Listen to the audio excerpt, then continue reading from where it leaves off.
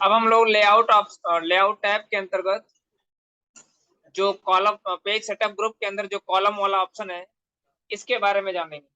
ठीक है, तो ये जो कॉलम वाला ऑप्शन है इसका इस्तेमाल करते हुए हम लोग एमएस वर्ड के अंदर जो पेजेज होते हैं एमएस वर्ड के अंदर जो पेजेज होते हैं उसको मल्टीपल कॉलम्स में क्या करते हैं, डिवाइड करते हैं। बाय डिफॉल्ट बाय डिफॉल्ट जो वर्ड के पेजेज होते हैं वो सिंगल कॉलम में डिवाइड होते हैं। यहाँ पे ऑप्शन में दिख रहा है आपको एक कॉलम में। यही कारण है कि जो टेक्स्ट लिखते हैं वो पूरा एक ही कॉलम में अपेयर होता है। यदि हम चाहते हैं कि पेज हमारा मल्टीपल कॉलम्स में डिवाइड हो जाए तो उसके लिए हम लोग लेआउट टैब के अंतर्गत जो पेज सेटअप ग्रुप है ना, पेज सेटअप के अंदर जो कॉलम्स वाला ग्रुप है इसमें मौजूद जो अलग अलग टाइप के ऑप्शंस हैं जैसे 1 है 2 है 3 है लेफ्ट है राइट है, इन सारे ऑप्शंस का यूज करते हुए हम लोग क्या कर सकते हैं, पेज को कॉलम्स में डिवाइड कर सकते हैं। तो पहले हम लोग क्या करते हैं, कुछ टेक्स्ट इंसर्ट कर लेते हैं इस तरीके से। ठीक है, अब आप हम क्या करते हैं, यहाँ पे आएंगे लेआउट टैब के पेज सेटअप ग्रुप में। इस बार हम प्रेस करते हैं 2, तो आप देख सकते हो कि जो पेज हमारा था वो 2 कॉलम में डिवाइड हो गया। हो गया ना। यदि हम 3 कॉलम में डिवाइड करना चाहते हैं तो 3 पे क्लिक करेंगे। आप देख सकते हो कि पेज हमारा कितने कॉलम में डिवाइड हो गया, 3 कॉलम। समझ में आई बात। यदि हम लेफ्ट और राइट में करना चाहते हैं, मतलब लेफ्ट वाला पोर्शन छोटा करना चाहते हैं, है ना, यहाँ देखिए एक ऑप्शन क्या मिल रहा है लेफ्ट का, तो लेफ्ट का देखिए लेफ्ट वाला बॉक्स छोटा मिल गया है। जैसे मान लीजिए इधर कोई जैसे मान लीजिए हमको किसी पर्टिकुलर एलिमेंट को डिस्क्राइब करना होता है। ठीक है, जैसे मान लीजिए हम एमएस वर्ड के जो टूल्स हैं कमांड्स हैं, यहाँ पे एक साइड लेफ्ट साइड में लिखना चाहते हैं, उनका डिस्क्रिप्शन डिस्क्रिप्शन कहाँ लिखना चाहते हैं, राइट साइड, मतलब उनके बारे में राइट साइड में बताना चाहते हैं तो हम लेफ्ट वाले फीचर का यूज कर सकते हैं। ऐसे जब राइट वाले का यूज करेंगे तो इधर वाला पार्ट छोटा हो जाएगा, इधर वाला पार्ट अधिक हो जाएगा, मतलब उसी का रिवर्स करना चाहते तो आप इसका यूज कर सकते हो।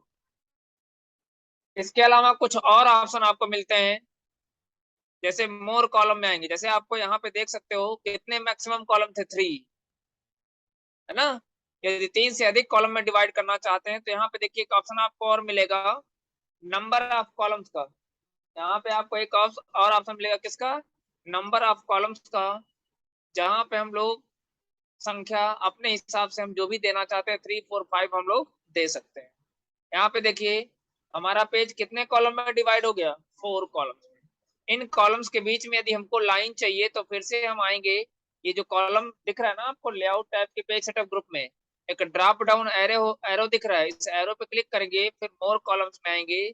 यहाँ पे एक लाइन बिटवीन का ऑप्शन आपको दिख रहा है, इस लाइन बिटवीन पे क्लिक करेंगे तो आपको इस तरीके से लाइन भी दिख जाएगा, और एक सेक्शन के बीच में क्या दिख जाएगा, लाइन दिख जाएगा। समझ में आ गया। ठीक है, हम इसमें आपको कुछ और भी चीजें बताना चाहते हैं। मैं फिर से कंट्रोल Z करता जाता हूँ, फिर से हम अपने डॉक्यूमेंट को वापस उसी फॉर्मेट में ले आते हैं। ठीक है, अब हम क्या करने वाले हैं, यहाँ देखिए इसको मान लीजिए हमने यहाँ पे इसको डिफाइन किया है, किसको, कंपाइलर को। इसको ध्यान से सब लोग देखेंगे।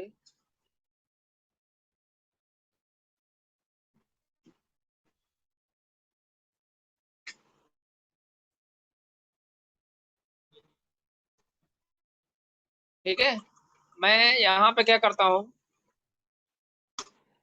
मैं यहाँ पे यूज करता हूँ इंटरप्रेटर।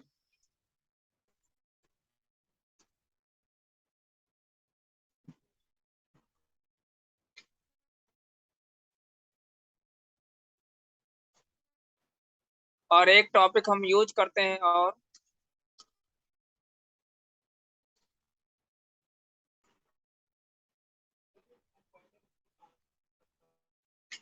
बता रहा हूँ। ठीक है, ये देखिए 3 चीजें हैं। हम चाहते हैं इसी पेज पे, सुनिए, तीनों का डिफरेंस कॉलम वाइज आ जाए। पहली बात, तीनों का डिफरेंस कैसे आ जाए, कॉलम वाइज। और उसके बाद के जो पेजेस हैं वहां पे पैरा मतलब अगर जैसे फर्स्ट पेज है ना, देखे ध्यान से, हम चाहते हैं इसी पेज के ऊपर तीनों का डिफरेंस लिखा हुआ है, लेकिन ऐसे नहीं। अभी आपका हॉर्टिकली हॉरिजेंटली आपने डिफाइन किया ना, हम वर्टिकली कॉलम वाइज इनको डिफाइन करना चाहते हैं। अब बाकी उसी पेज के नीचे जो बचे हुए पोर्शंस हैं उसमें हम पैराग्राफ वगैरह लिखना चाहते हैं, तो हम कैसे करेंगे? उसके लिए आप एक काम करिएगा, सब लोग देखे ध्यान से। हम लोग क्या करेंगे, यहाँ कर्सर सबसे जहां पे लास्ट डेफिनेशन हमारा खत्म हो रहा है, ठीक है, हम कर्सर यहाँ पे लाएंगे। कुल कितने कॉलम में डिवाइड करना पड़ेगा? 3। क्यों? क्योंकि हमको 3 चीजों को डिफाइन करना है। एक कॉलम में कंपाइलर का डिफिनेशन, एक कॉलम में इंटरप्रेटर का, और एक कॉलम में किसका? असेंबलर का। तो हम करेंगे क्या,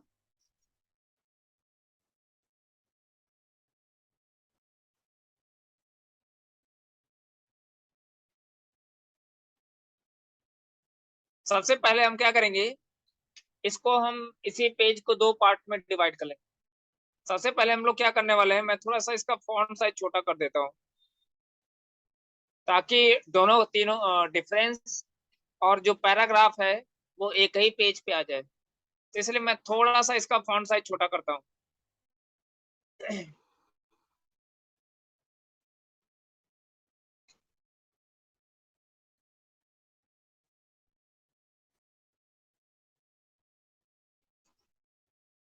अब देखिए हम क्या करते हैं, आपने देखा है लेआउट टैब के पेज सेटअप ग्रुप में आपने सेक्शन ब्रेक के अंतर्गत नेक्स्ट पेज का ऑप्शन आपने बहुत बार यूज किया।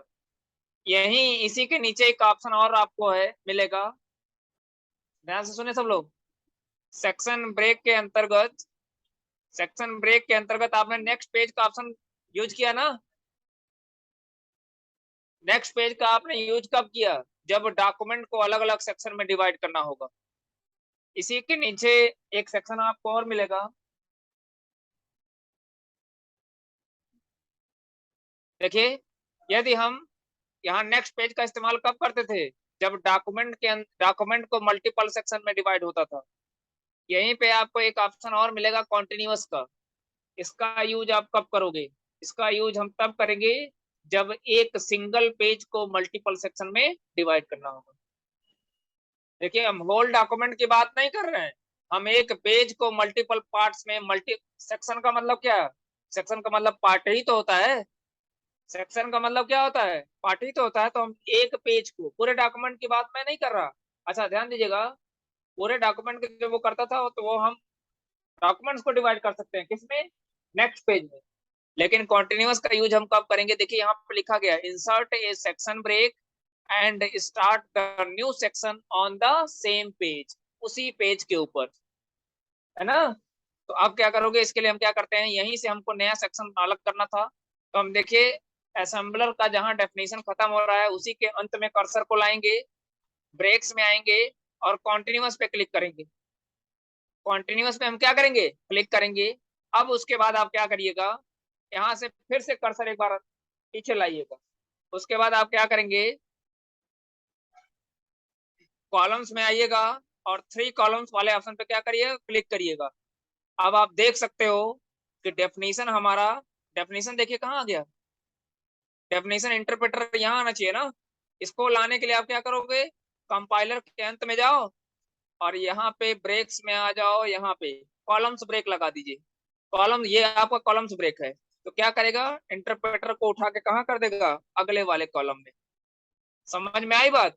फिर असेंबलर हमको कहाँ चाहिए? असेंबलर भी अगले कॉलम में चाहिए ना। तो आप एक काम करना, कर्सर को इंटरप्रेटर के अंत में लाना, फिर से आप आना ब्रेक्स में। इस बार पेज ब्रेक नहीं, फिर से कॉलम ब्रेक कर देना। तो असेंबलर भी कहाँ चला जाएगा? ऊपर चला जाएगा।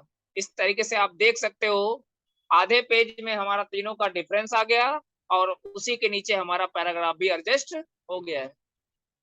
मतलब एक ही पेज को हमने मल्टीपल सेक्शन में डिवाइड कर लिया कि नहीं कर लिया? इस तरीके से ब्रेक सेक्शन के अंदर, जो सेक्शन ब्रेक है के अंदर जो कॉन्टिन्यूअस सेक्शन ब्रेक होता है, ये बहुत ही महत्वपूर्ण फीचर होता है। इसका इस्तेमाल करते हुए हम लोग एक ही पेज को मल्टीपल सेक्शंस में डिवाइड कर सकते हैं। इसको आप लोग असाइनमेंट के रूप में नोट भी कर लें, ये बहुत अच्छा क्वेश्चन है। एक ही पेज को हमने क्या किया, मल्टीपल सेक्शन में मल्टीपल पार्ट क्या कर लिया, डिवाइड कर लिया। इसमें वैसे अगर आप वैसे हम कॉलम ब्रेक करते, कॉलम में जब डिवाइड करते तो पूरा पेज कॉलम में डिवाइड होता था कि नहीं होता था।